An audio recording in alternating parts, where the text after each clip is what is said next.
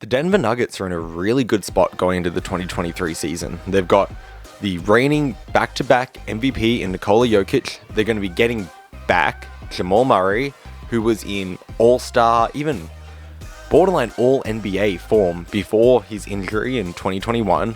You've got Michael Porter Jr. will be returning, hopefully fully healthy. They've traded for KCP. We haven't really got to see them have a full run with that core of Murray, Porter Jr., Jokic with Aaron Gordon. They've brought in some young players. They've got an experienced head coach.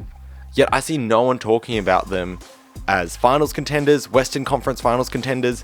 I think teams are just expecting them to get bounced in the first or second round again, but don't go sleeping on Denver. I think one of the things people are struggling with getting their minds around with the Denver is that they're going to be making major roster improvements going into next season without making any major roster changes in the offseason. And that's because while, yes, the only change they've really made is trading for KCP, trading Will Barton for KCP, bit of a sort of like for like in their role, what they'll be doing, the minutes they'll be playing, the load they'll be taking on offense. Probably KCP a bit of a better defender, better cutter, better shooter, not as great of a playmaker. Slight differences, but that's not game-changing moves. That's not something that would make you sleep on a team. What it is, though, is that they're going to be getting back Jamal Murray and Michael Porter Jr. If you look at the team that started for Denver for most of the season in 2022, so this is according to Basketball Reference, games started. You have Aaron Gordon started 75 games, Jokic started 74. They'll both still be in that lineup. But then you had Morris starting 74, Barton starting 71, Jeff Green starting 63 games. That's not what you want. You don't want Green and Morris starting almost all your games. And they had Austin Rivers start about 18 as well. Porter when he wasn't injured, and a few other players pinched it there. If you look in the playoffs, the games that were started, their starting lineup was that lineup of Morris, Barton, Green, Gordon, Jokic. They're going to be changing that to a lineup of Jamal Murray, KCP, Michael Porter Jr., Aaron Gordon, Nikola Jokic. That is a way different, way better roster for next season. Yet they haven't really made any changes to their roster in the offseason. And I think that's what people are struggling with. And that's why I see people sleeping on them. And when I say sleeping on them, people aren't saying they're going to be the 12th seed, or at least people I've seen on Twitter and in videos and listened to in podcasts. But what I'm seeing is that people are talking about almost every other team who's going to be in the playoffs or fighting for a playoff spot in the Western Conference without talking about Denver. Everyone's talking about Golden State. It's their conference to lose, and that's correct. They're still a great team. Lost a couple rotation players in Otto Porter, Gary Payton. They'll be getting, hopefully, new players in the young guys. James Wiseman will be in the rotation. Maybe you'll see Dante DiVincenzo. You'll have Kuminga. You'll have Moses Moody maybe making it. But that team is still legit. That team, it's still the Warriors conference to lose, in my opinion. You still have to go through Golden State. But then everyone's talking about teams like the Lakers. Obviously, big franchise, maybe trading for Kyrie. They brought in some young guys. What's going to happen with Russ? Are they getting their shooters? What's happening with those trades? Everyone's talking about the Lakers. Everyone's talking about Phoenix. What are we going to see from them next season? Obviously, we had a really disappointing end to 2022 for them. What's happening with Aiden? Is he even going to be on the roster next year? Are they trading him? Is he just going to sign elsewhere? Is he going to come back? And most importantly with them is Kevin Durant. I should say, as a disclaimer, if when you're watching this video was filmed before Durant or Irving were traded. If those two players do go on to be traded, I don't know where to. Currently, the teams that are in question are teams like Phoenix, Memphis, New Orleans. I've seen a couple people talk about Utah, mainly Brian Windhorst in that discussion about something's happening in Utah. But, yeah, like, they're the main Western Conference teams I'm seeing people discuss. But, yeah, Phoenix, what's happening there? Are they going to bring in Durant? Because if so, they're a real title contender. The Clippers brought in John Wall. I've seen people talking about that team getting Kawhi back, getting Paul George back. They're probably in a similar situation to Denver. I've seen teams talking about Memphis. What's going to happen with Triple J's injury? What does that lineup look like? Can Ja play the full season? Do they trade for Kevin Durant? Who do they have to trade? Do they lose Brooks? Do they lose Bane? What rotation pieces do they lose in that situation? I've seen teams talking about Dallas. Can they make it back to the Western Conference Finals? They've brought in Christian Wood and JaVale McGee. Does that make one of Maxi Kleber or Dwight Powell expendable? Can they try and replace Jalen Brunson's off the bench and get another guard for one of those bigs that may be dropping out of the rotation now? There's so many other teams in the West. Teams are talking about Minnesota and Utah, obviously, with the Rudy Gobert trade. I feel like I'm forgetting another Western Conference team at this point, but New Orleans. What's happening there? They're getting Zion back. I see people getting hyped for them.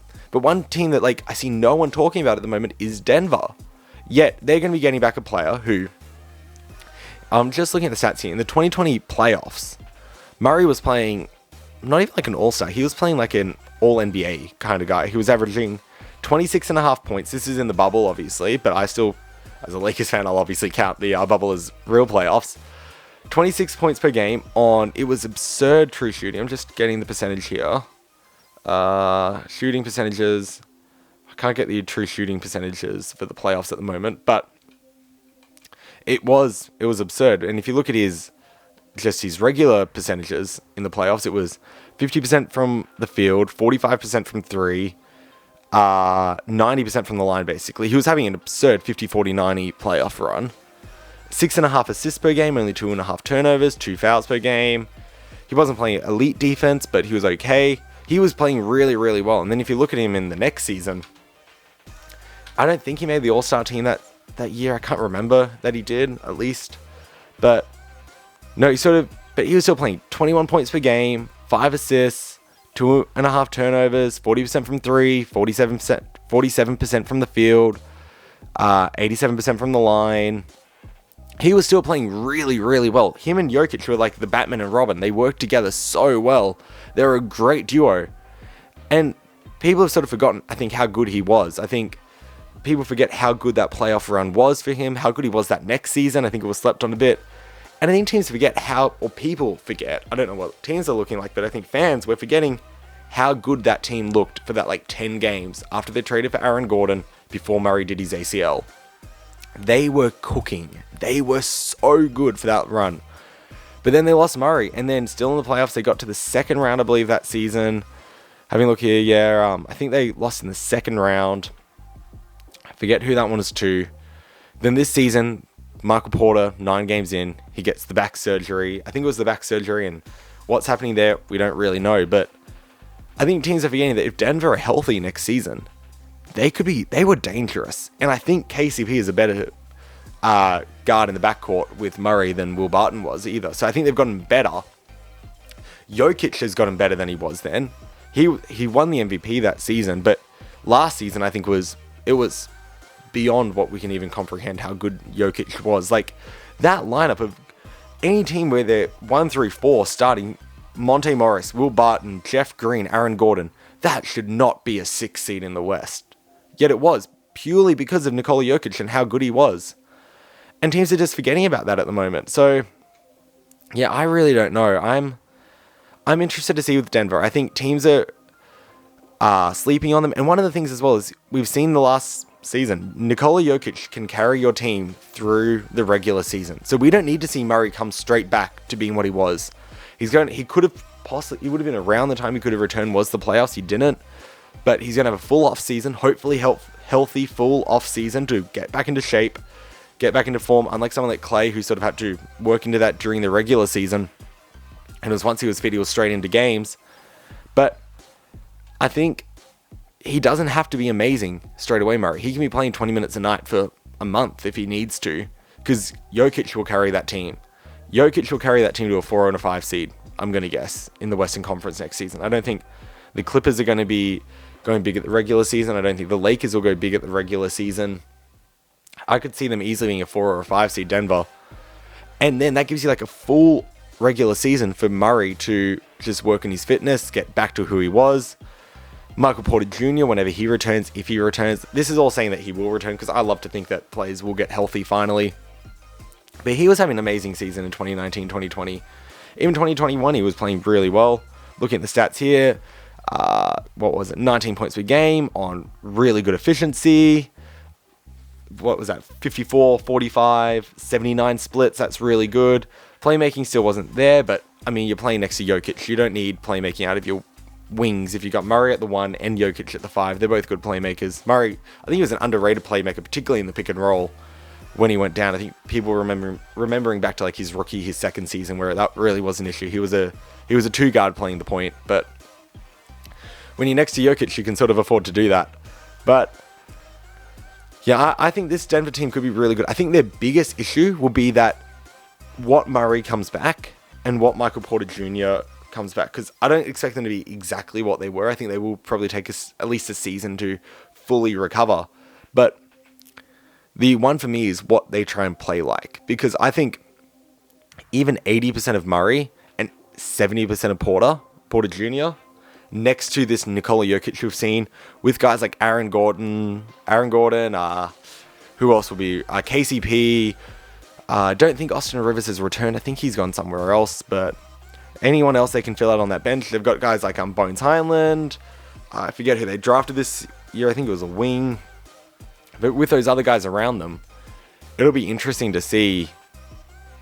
Like, that team will be really good. And I think if Jamal Murray doesn't try and play like he used to, doesn't try and take the offensive load he used to, doesn't try and run as many pick and rolls as he used to, if he plays more off ball, he more really plays as a support role to Jokic, and really, particularly in the regular season, they let Jokic to this go into a heliocentric, getting the ball on the post, getting the ball up the top of the key, whatever it may be, getting the ball at the elbow, let him set a screen, and then just take it and do his thing. That'll work really well. The issue will be if that come the playoffs, if they try and get Murray to go back to being that number one ball handler, running 50 pick and rolls, which wouldn't be an issue unless he's not up to it.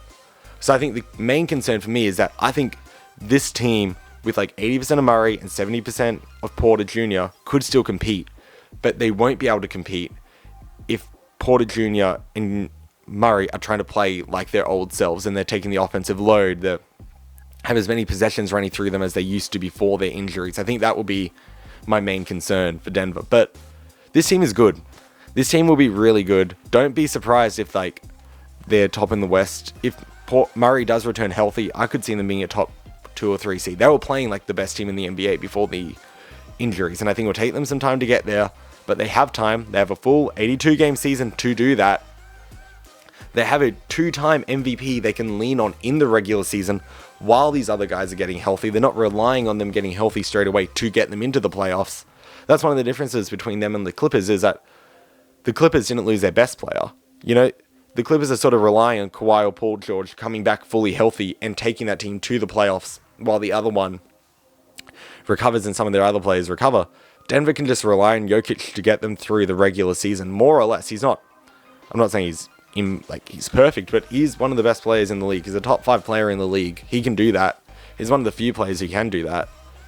And then come the playoffs, they could be really, really dangerous. I'm not going to say I'm picking them for the Western Conference to come out of the West this season, because we just haven't seen what Porter Jr. looks like. We haven't seen if he's even going to be playing. We haven't seen what Murray looks like returning from injury. Is it going to be back to like 2018-19 Murray, or are we going to be back to 2021 Murray?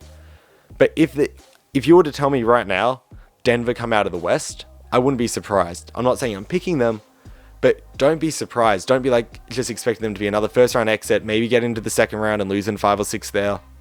I think they could really, really compete in the playoffs this season. Alright, that's going to do it for me today. Thank you so much for watching and listening to that. Comment below what your thoughts are about Denver, where you see them ending in the Western Conference this season. Do you think they could be a top 3 seed? Do you think it's going to be more in that just outside the play-in range? Are they going to be a play-in tournament team? What are your thoughts about Denver? If you enjoyed what you saw, feel free to like and subscribe, and I'll catch you in the next one. Adios.